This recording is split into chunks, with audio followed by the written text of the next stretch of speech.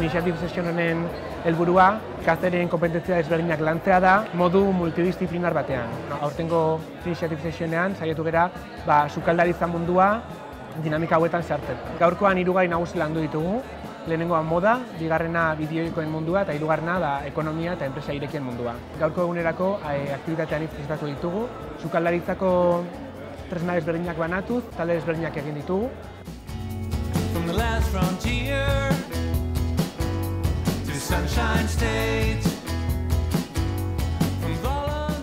Hasteko icebreaking dinamika bat egin dugu, elkarren artean hobeto ezagutzeko. Post-it batean idatzi behar genuen ze plater sentitzen diren gaur.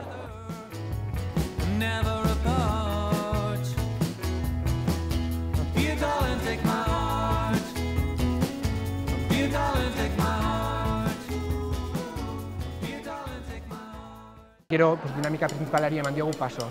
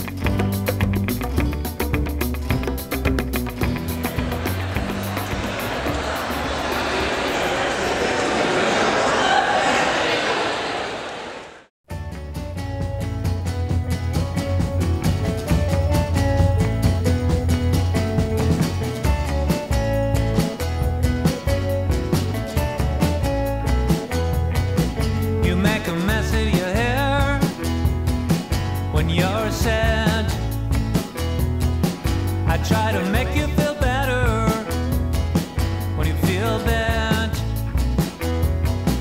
I would kiss you on the forehead for a start.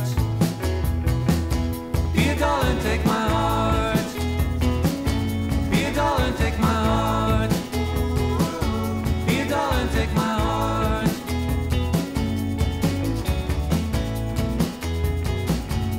From the last frontier. Aurreko ekimen bat Santelmon egin zanean, izan genuen horren berri eta gure ikastetxeak ez zuen sekula parte hartu horrelakotan, harremanean jarri ginen. Iruditzen zait, batez ere disiplina desberdinetako gazteak elkartzea, irakasleak ikasleekin elkarlana, interesgarria iruditzen zait. Egiz esan ondo pasatzen ari naz, ezagutzen ez doan jendearekin eta harreman ona sortu dugu lehenengo ikusita.